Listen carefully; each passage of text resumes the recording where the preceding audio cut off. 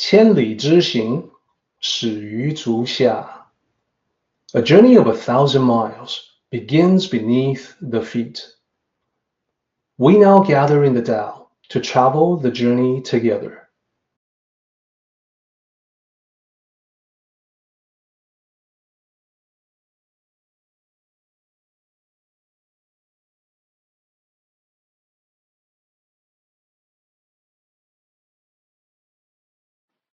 Welcome to Tao Talks with Eric Lin, where we delve deeply into the Daodejing by Lao Tzu.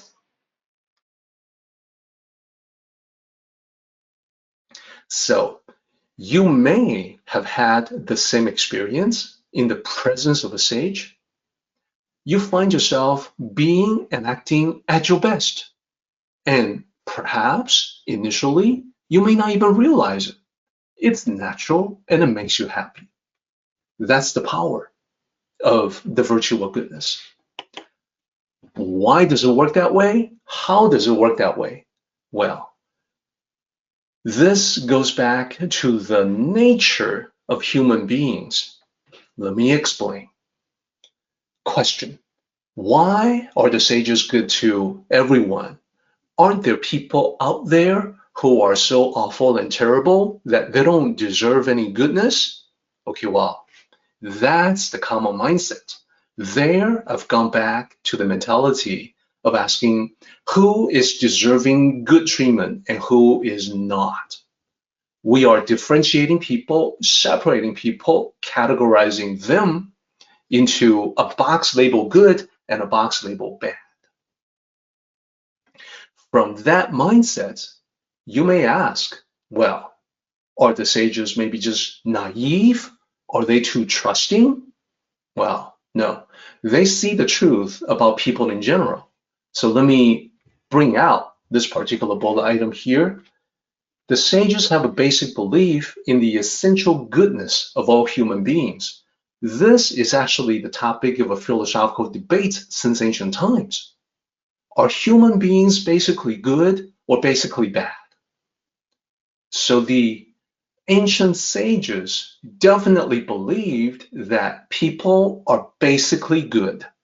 You may share in that belief. You may feel that people are basically good and decent, and you got to give them a chance, right? So a lot of times we hear people talk about that, and if that is what you believe, then definitely the ancient sages agree with you.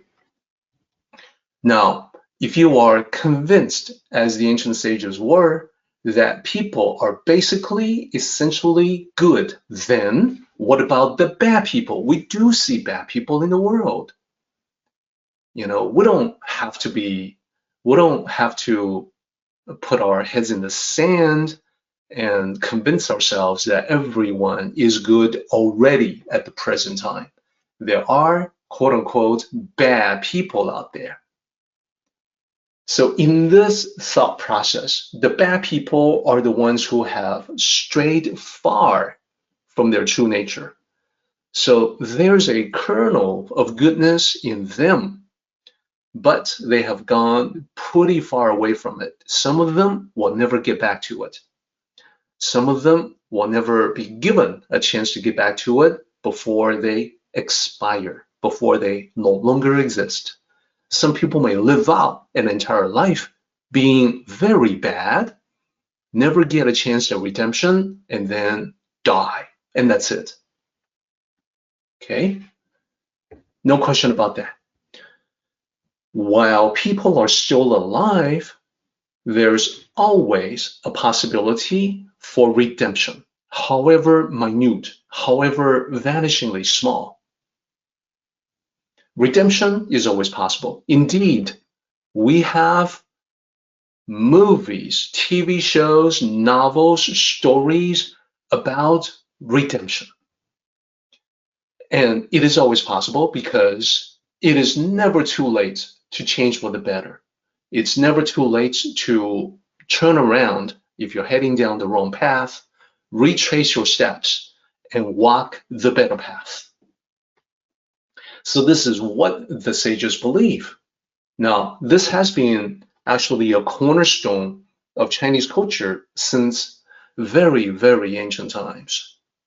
There's actually a classic about that. If you are talking about someone who has been classically educated in Chinese culture, they're gonna know what I'm talking about. This is well known among them, among those who are classically educated. There's something called the three-character classic. I know you probably have never heard of it. This is one of those divisions between East and West, between the Chinese culture and the non-Chinese, where someone in Chinese culture is very likely to know about the three-character classic. Now, it's a wonderful opportunity that I get to talk about this with you because I realize the vast majority of people that are tuning in, whether live, like right now, or later on through YouTube, through recording, probably have not heard of it. So this is a wonderful opportunity for me to address that.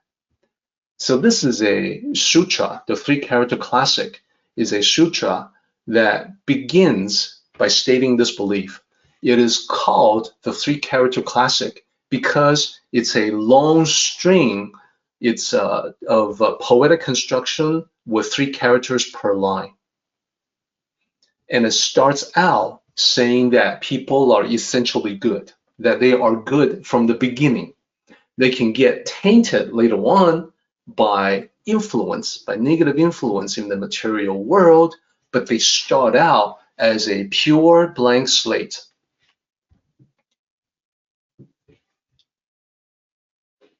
This classic was written during the Song dynasty, which is about 760 years ago. So it's been around for quite some time. Now, here's what it looks like. Of course, at the time that it was written, it was much more likely to be on bamboo. Nowadays, it's published on paper, of course, in books and ebooks as well. The name, so what I'm doing here is that I'm taking the name from the bamboo scroll here, showing it down here, 三字经, and you'll see the pinyin romanization down here. The 3 characters you see here, the first character, 三, that's 3. 字, the second character, the one in the middle, that's character, sometimes translated as word. However, the difference between character and word is that a word in English sometimes can only be translated in terms of multiple characters. And then Jing, the last character there, that is the same character as the Jing in Daodejing. It means classic or sutra. So the name for this classic is a literal translation of the title. So let me tell you about what it says, and I'm happy to do this. It's what it says is not long, it's easy to explain, easy to understand, and yet it's something that's relatively unknown in the West. So great. First of all, it starts out with 3 characters, and remember, every line in this particular sutra is 3 characters. 人之初, the 3 characters, literally, the first character is person, and it could be plural, persons, but it's talking about human beings. So the second character there, that's just the apostrophe S. And then the last character means the start or the beginning. If you want to use of instead of apostrophe S, you will have to flip around person and beginning. So the beginning of people, or in the beginning, human beings are ... That's what the first line says. So then the second line, also 3 characters, 性本善. The pinyin looks like this, where the X is actually more like SH. 性本善. So what does that mean? The first character means nature. Second character means originally, and 善, well, you've seen that multiple times already. It means good or kind or friendly or virtuous. So all people, when they start out, 人之初，性本善. When they start out, they are good. They are essentially pure. They are blank slates. They, sort of like all of us, we know this. We see this in children. We see this in babies. A young child knows nothing of hatred, greed, violence, discrimination, racism, none of that. All of those things have to be learned. So there you go. You can tell just by looking, just by observing the world, that you can make a pretty strong case about people being essentially good, that they have a good nature. Now, if that is the case, if that is true for absolutely everybody, then even the quote-unquote bad people in the world have that center, have that core, that inner core of goodness that may be obscured at the moment, but they can get back to it if they have the right guidance. Everyone can get better by returning to the essence. Everyone has that ability. This is why redemption is always possible.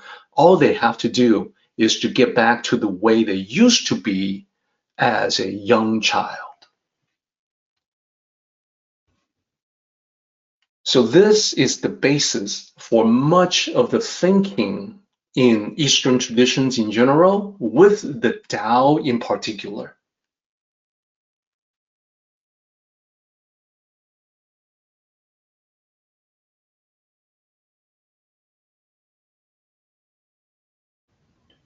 Our meeting has come to an end, but the journey continues on.